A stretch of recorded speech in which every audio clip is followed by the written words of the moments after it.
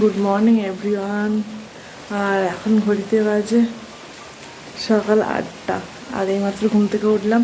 আজকে রাত থেকে বৃষ্টি হচ্ছে, তো আমাদের ওয়েদারটা দেখাবো। আগে ফ্রেশ ট্রেশ হয়ে নিলাম, আর পাপা সোনাকে এখনও ফ্রেশ করে নিই। আজকে একটু আমি তাড়াতাড়ি ফ্রেশ হয়ে নিয়েছি। চলো ফ্রেশ ট্রেশ হয়ে নিই, তারপরে তোমাদের সাথে দেখা হচ্ছে।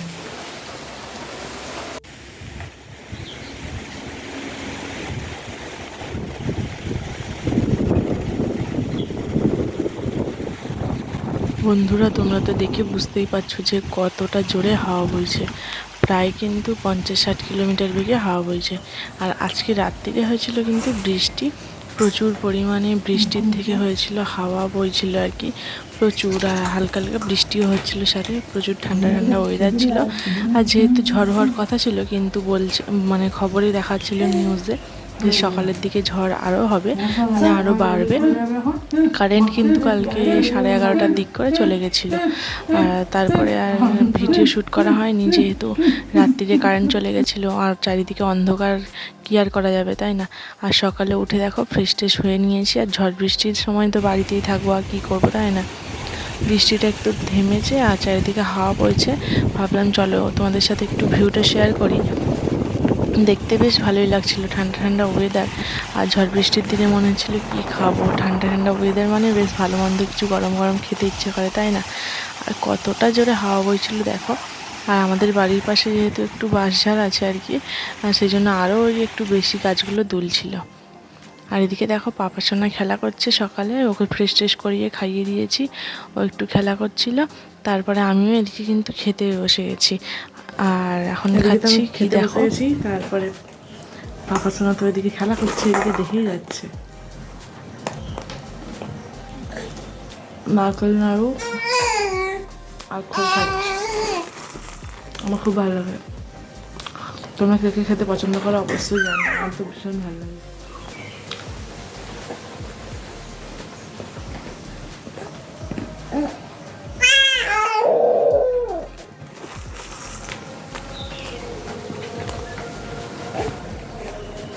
তো আগের ভিডিওতে দেখেছো আমাদের বাড়ির গৃহপ্রবেশ হয়েছে, আর সেই জন্যই কিন্তু বাপের বাড়িতে আসা।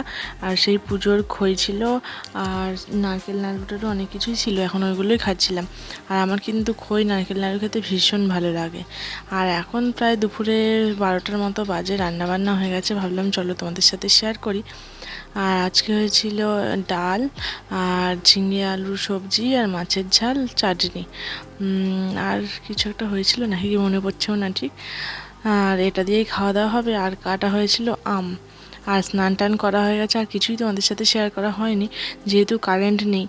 ভিডিও যেগুলো শ্যুট করছি সেগুলো প্রচুর অল্প আমার চার্জ আছে আর কি। কারেন্ট কবে আসবে জানি না।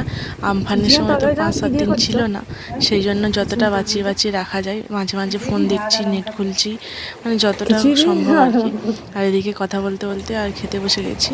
মা বললো তুই আগে খেয়ে নে, আর ও হচ্ছে যে তারপরে আমরা খাবো। আর মাও দাঁড়িয়ে দাঁড়িয়ে গল্প করছিল। তারপর বললো না চল আমরাও খেয়ে নিই, বলে সব একসাথে খেতে বসে গেছিলাম।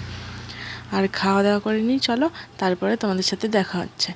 আর আজকের ভিডিওটা তোমাদের কেমন লাগছে অবশ্যই জানিও। আর আমার চ্যানেলে তোমরা যারা নতুন, অবশ্যই আমার চ্যানেলটিকে সাবস্ক্রাইব করে আমার পাশে থেকো, আর আমার সাথে থেকো, আর আমাকে সাপোর্ট করো, অনেক অনেক ভালোবাসা দিও। এটাই তোমাদের কাছ থেকে আশা মানে রাখি আর কি। চলো এদিকে খাওয়া দাওয়া করে নিয়ে এখন দুপুরের দিকে যাব একটা জায়গায়, চলো। হ্যালো এভরিওয়ান, এখন বাজে, আর আজকে হলো 26 তারিখ।